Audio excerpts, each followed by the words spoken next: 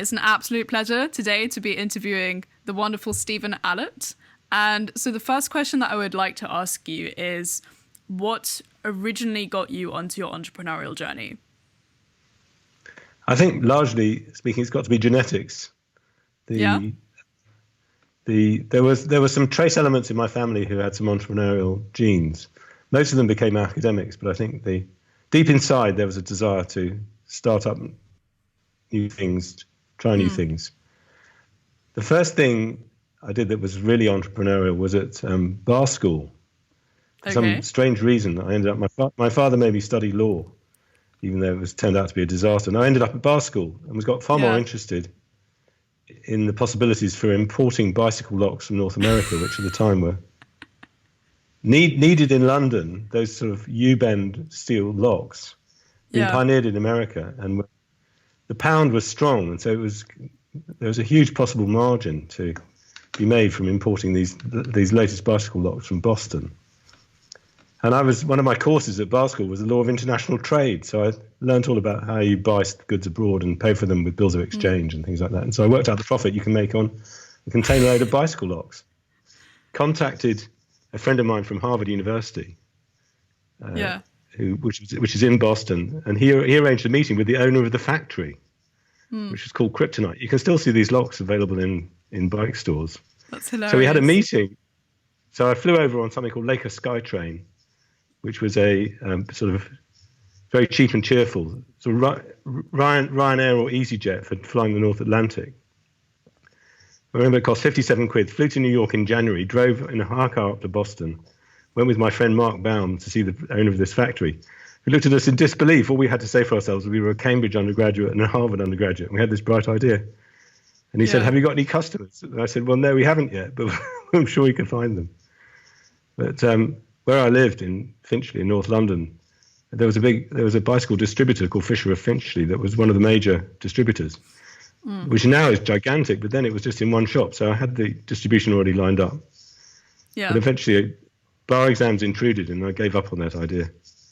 The other entrepreneurial activity was roughly at the same time. To make money at bar school, there was a Persian carpet warehouse in Leather Lane near Gray's Inn, who would only employ doctors and lawyers because they're the only people they'd trust not to steal the carpets. Oh, really? And I heard about this job through my friend of my brother's, and ended up being the sort of gangmaster, recruiting legions of bar students to go and work in the warehouse, and then discovered that you could buy at wholesale prices and sell at retail. So people would come in from John Lewis and other big stores and Selfridges and stuff to look through the carpets in the stacks. So I thought about trading in carpets, but that died as well as the bar exams loomed, and the entrepreneurial instincts went into cold storage for a couple of years.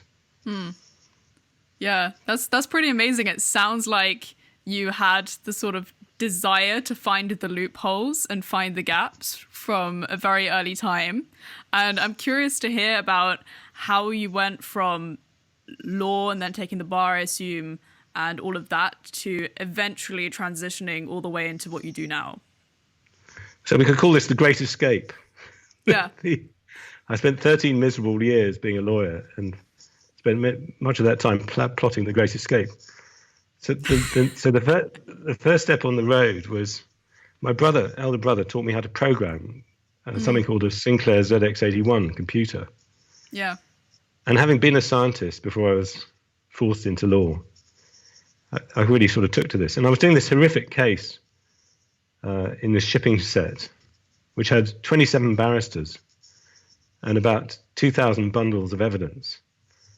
And I had this Sinclair ZX81, and my job was to make a card index of the evidence. So the QC, whose room I was sitting in, would be able to make his closing speech. So I thought, this is perfect for a database. You know, what an obvious thing. Nowadays, you think it was like, what the hell is a card index? So to produce a database, I had to write a database program first. You couldn't buy a database program for this computer. I had to create one. And then I had to key in all the evidence. But it went incredibly well, and we won the case on the basis of it, because I could print out on a little piece of silver paper every single reference to document bundle double D, page 271 for the QC if he wanted to look at it. So I then went to Smith's and see if I could sell the program. because I thought this must be useful to other places, but it was about 30 years ahead of its time. So, so I got involved in technology in the bar and found it much more interesting. Equipping the chambers, I became a tenant and started to practice. Yeah. Much more interested in the technology to use in chambers than actually doing the legal practice. So I started buying computers. We were the first computerized chambers in London. Really? Yeah, and when I started there, they just had old-fashioned typewriters and telexes. So I introduced word processing and online legal databases. That's awesome. And as I say, produced my own programs to analyze evidence. Yeah. And eventually realized I had to go and make more moves to go into industry. So I went to look for a job and became an in-house lawyer to begin with. Firstly in an engineering company, and then in '85 I got into the computer industry in the in-house legal department. Firstly at a company called Xerox, which is famous for inventing everything to do with computers, but never making any money out of it. Yeah.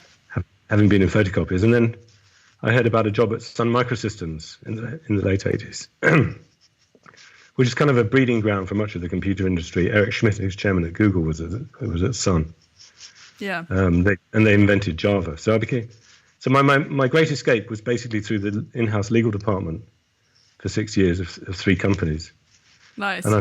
And my final exit was I then joined McKinsey as a strategy consultant, not in any legal capacity. So I finally escaped into the business world at McKinsey.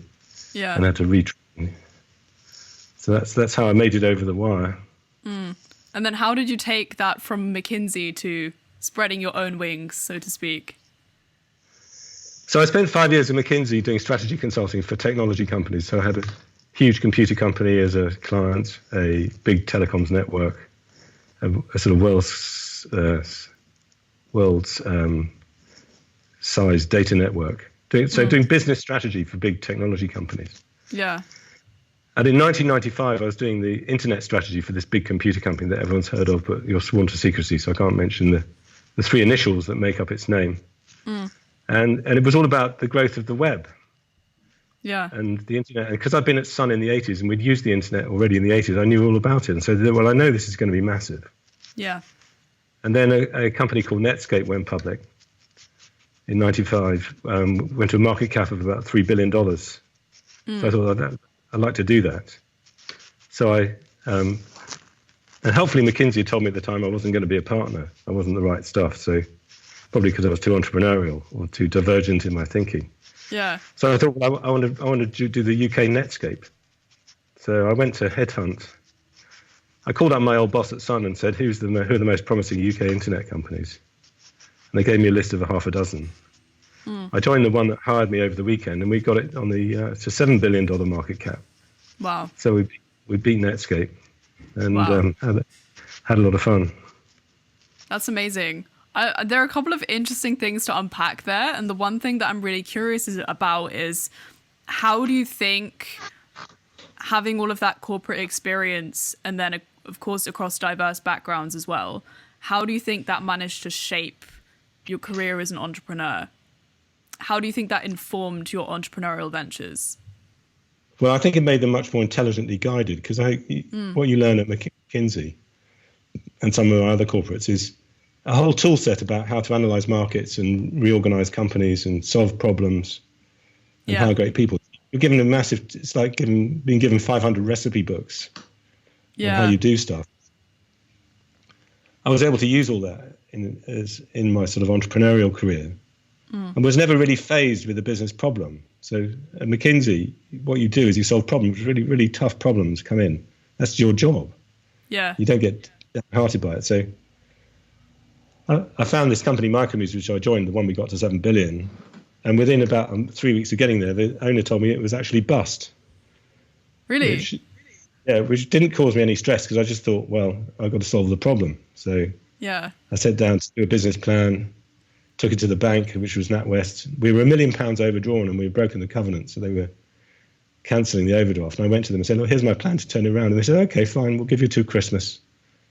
And off we went, and we made the numbers I promised, and off we went. So it was unbelievably useful throughout my kind of startup, scale-up career to have all these tools.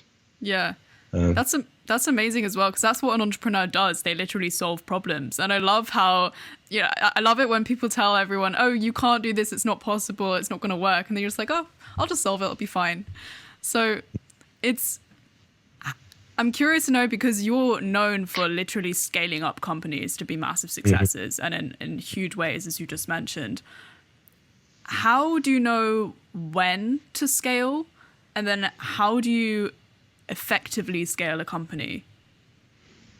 Okay, so how do you know when to scale? Well, it's good indicators are customers want to buy your product and people want to join you. Those are pretty good indicators.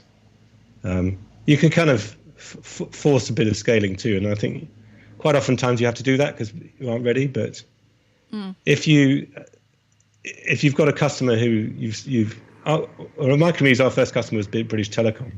They had a problem running their data network, and they went around the world looking for a tool to solve it and couldn't find anything, so we wrote it. Now, if you can do it for them, you can do it for hundreds of other networks. So the business strategy was we'll sell it to everyone else on the planet who's got a network. Yeah. Which is what we did. Nice. So how you know when to scale is when there's lots of other customers who've got the same problem that you solved. That's a good indication. Yeah. And that your product works. So having a great product is a pretty good indicator that you're ready to scale. How you do it. So I don't think there's any real mystery. Firstly, you have to have some kind of strategy. Like, could be questions like, do you just sell to telecom companies in Europe, or do you go to America? Do you sell to ones with mobile networks or data networks or voice networks, cable TV networks? Or do you just try and sell to all of them? But that's called a strategy. Then you sit down and do a financial model. And you say, and that's basically how many people you're going to hire and how much business are they going to bring in. You write all that down. So you then work out we're going to essentially double in size every year for the next 5 years. Yeah. Then you have to you have to hire the people to fill the spots, recruit them, train them, manage them, give them targets, solve their problems, fire the ones that don't work. And all the customers you have to keep happy. But mechanically, it's setting a strategy, setting some financial targets and headcounts, and then filling them with great people. That's the nuts and bolts of it. That's really interesting. And I'm wondering, how did you use that sort of framework to turn around the situation with Micromuse from being overdrawn to scaling it to a massive success? Well, first I had to solve the problem. It was bust. Yeah. And that was because they were a dealership originally and had also built a product from their own profits. So they've kind of self-funded to build this great product called NetCool Omnibus. Okay. But what the owner had done is he'd shut down the old dealership too early when it was still making loads of money and told everyone it was being closed down. Yeah. And had bet everything on the new software business. But the new software didn't work very well, and we'd sold it to BT to manage the Lloyds Bank cash machine network, and it didn't actually work. Yeah. So there was a false dawn. It looked as though the new business, the software business called NetCool Omnibus, looked very promising, but in fact stumbled. And the old cash cow was being closed down, so there was a gap. So I analysed all this and decided the thing to do was to divisionalise the company into two, to reboot the old dealership and give it a future again and go back to what it was doing before. So it started to resume its role as a cash cow, and separately separate out the new business so we could have it in just essentially give it some careful love. Yeah. Fix its problems, fix the product, and get it going sort of on life support to begin with. So essentially my solution was to separate the business into these two bits and treat them both differently. Okay. So that's what we did. And I was equipped for McKinsey skills to do a corporate reorganization. I went in, analyzed the problem, drew up the new organization charts, decided who went into which job, sat them all down in a big meeting, all 50 of them, and said, no, this is the reorganization, this is how the company's going to work from Monday. And then went to the customers and said, we're back in business, the dealership's back on, we'll back be your supplier. Told the suppliers, who were called Sun Microsystems and Remedy, that we were back in business. I had to reboot everything. Wow. That's pretty impressive. And I'm wondering, because you've had obviously with McKinsey and strategy, you learn this is how you solve a problem.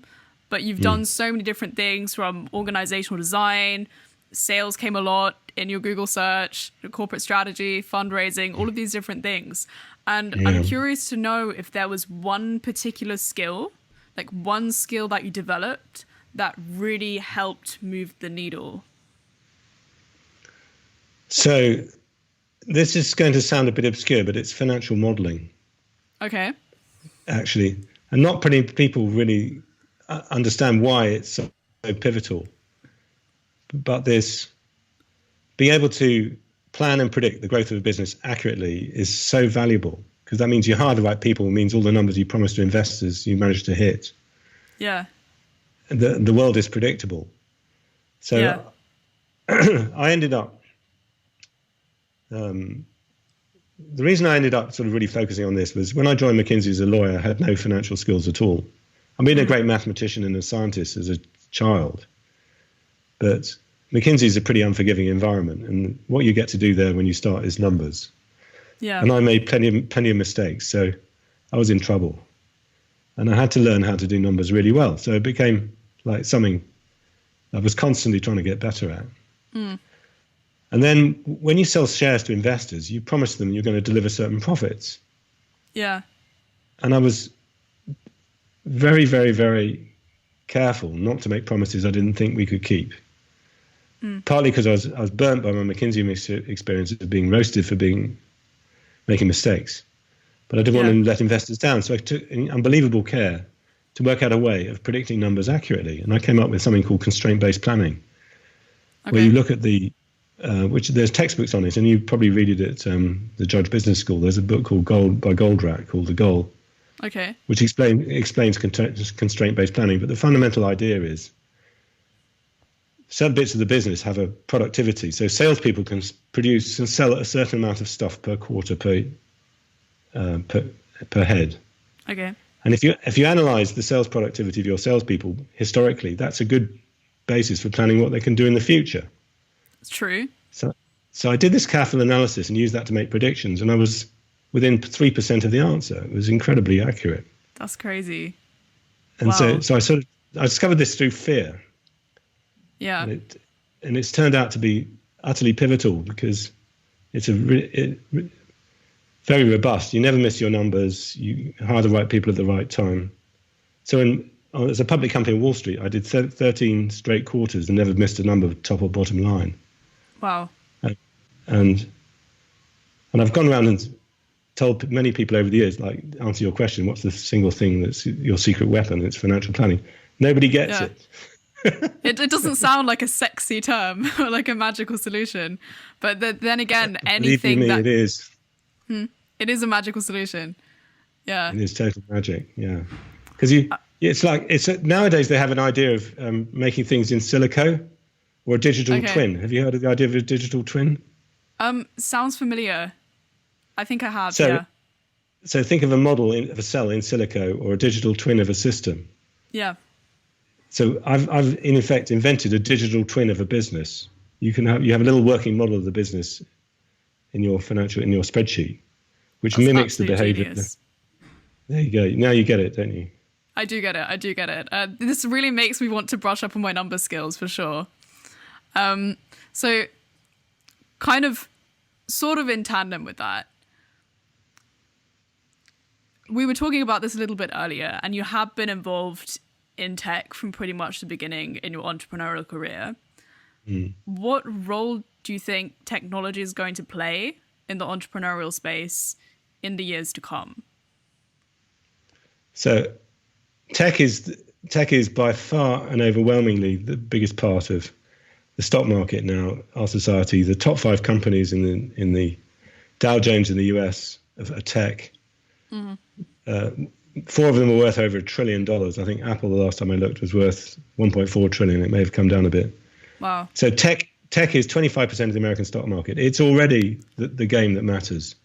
Yeah. You might sound a bit aggressive, but I just think there isn't really much else. Some other bits and pieces, but tech is the business now. And boy, we haven't even got started.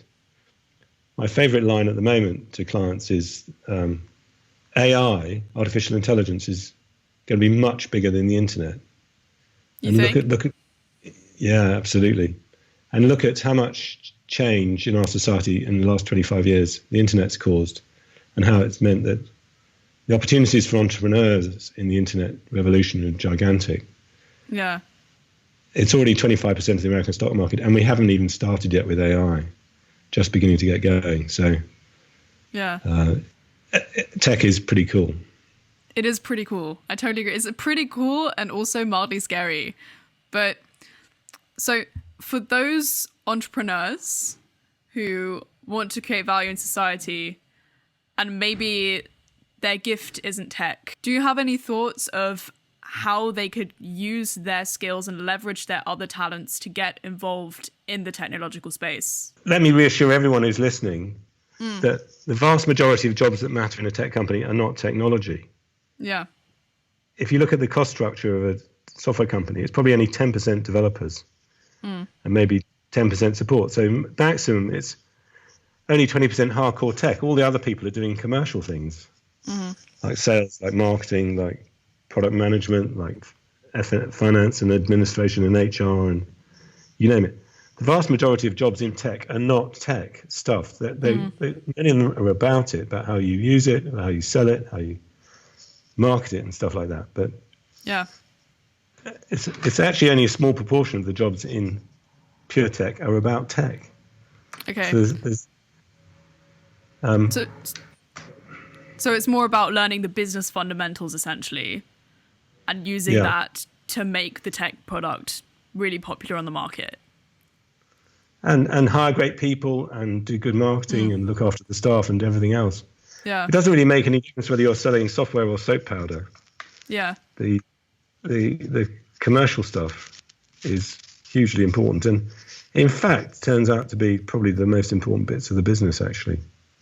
It's true. Without the commercial stuff, the business, you could have a great product or a great service, but if no one knows about it and it isn't packaged correctly, then it's not going to make any money. And you can't hire great people to run the business. Just think of that. That's true. How do you do that? So how do you build up great human capital? Yes. So there's a really important book published, I think, last year by the ex-managing director of McKinsey, Dominic Barton, which I think people should read. But here's my take on it. When you're a startup or a scale-up, you've got to remember you're selling, not buying when you're hiring. Yeah. You're trying to persuade really talented people to come and join you when they've got lots of other choices. So the people you want to hire can go and work lots of places. So you're selling. You've got to attract the talent to come and work for you. And as soon as you realize that, it turns upside down the way you do recruiting. Yeah. Yeah. So you've got to work out what's your pitch to potential talents. Why should they come and join you rather than go and work anywhere else? Yeah. How are you going to reach them? It's a sales job. How are you going to identify people like Yasmina? Yeah. And even inform them about what's going on in the business that they've never heard of. You've heard of Google and Amazon, and everyone wants to work there. But have you heard of Orbital Witness? I've not. Or have you heard of Chronify? Or have you heard of UiPath? Nope. So you've got to sell to the people who you want to hire. But then once we've got a little nibble, when you've got a bit of interest, and you come in for interview, what I found really works is put your very best people in to interview them, because if you come along to an interview and meet some really interesting people, you're going, I quite like that company. Yeah. But if you meet a bunch of bozos, you're going to get put off straight away. So putting your best people in front of the candidate is the next thing, and so it goes on. Mm-hmm. And what makes a good salesperson, in your opinion? There's three things, and people should read my blogs called Sales Tales if they want to know the precise answers to this. But three things make a great salesperson. One is motivation. It's a pretty tough job taking rejection. So you need people who are really, really motivated. They're happy to bounce back and keep going. And that's the number one thing to look for. Secondly, they want to make money. Okay. That's what salespeople want. They're called coin operated. Yeah. Typically, people say there's three potential motivations: money, power, or recognition that drives people's careers. So salespeople are motivated by money. Yeah. And the third thing to look for is someone who wants to have fun, because they want to be on a winning team and learn from each other and have a great time. So, and if your question is, how do you tell a good one? Is that part of the question, Yasmin? I guess we can make it part of the question. Yeah. So,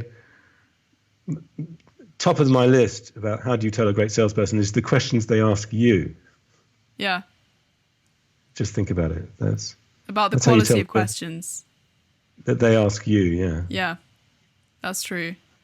Yeah, I've heard a lot about it being easier instead of to pitch someone, you ask the right questions and draw the sale out of them, essentially.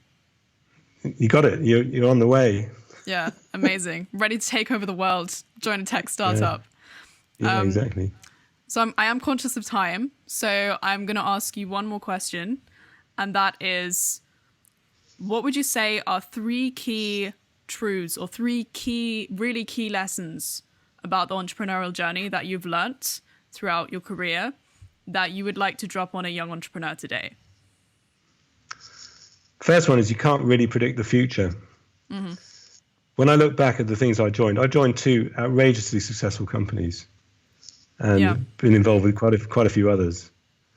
And it was really luck that I joined them. You can't really tell. And I'm a trained strategy consultant. If anyone should be able to tell going in whether it's going to be successful or not.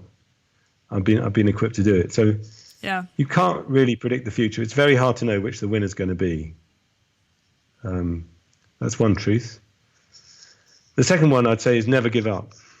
There were many times in my entrepreneurial career where the only difference between success and failure was my decision to keep fighting. Yeah. And if you give up, you've definitely lost. I think Lance Armstrong said, pain is temporary, but quitting is forever. That's true. Yeah. That's true. Now, there's not to say, as in all things, as the Chinese say, there's a question of balance. So sometimes you have to know when to when to give up, or move on, or pivot. But many, many times it was just in the face of everyone else who'd caved in and given up, just saying, no, I'm going to give it one more go. And turned up the right card and we won. So the first truth is you can't predict the future. The second is don't give up. Yeah. The third great truth is great people work on autopilot. Okay. If you hire people who can lead, you don't need to manage them really. Just tell them what the objective is. Nice. And they'll get there on their own. Yeah. So Yasmin, this has been really fun and charming, and it's great to meet you and the other students at this business school. Too. So looking forward to seeing more of you in London when you come down and see Seedcamp. Definitely, Stephen. It was an absolute pleasure. Would you like to just plug Seedcamp very briefly, explain what that's all about? So I'm a venture partner at Seedcamp. They're a venture capital firm headquartered in London. We've got 4 unicorns at the moment, UiPath being the biggest. Revolut is number 2. Both Revolut, I think, just got valued at 5 billion in market cap. Wow. We've got TransferWise and plenty of other successes. I think we're the most successful seed fund in Europe. Amazing. Been going 12 or 13 years. We're just by Old Street roundabout. And we'd love to hear from you with all your ideas for world-changing ideas for the future. Amazing. Definitely hit up Seedcamp. It was honestly an absolute pleasure chatting with you, Stephen, getting to know you. It was very, very fun. I'll definitely connect when we're in London.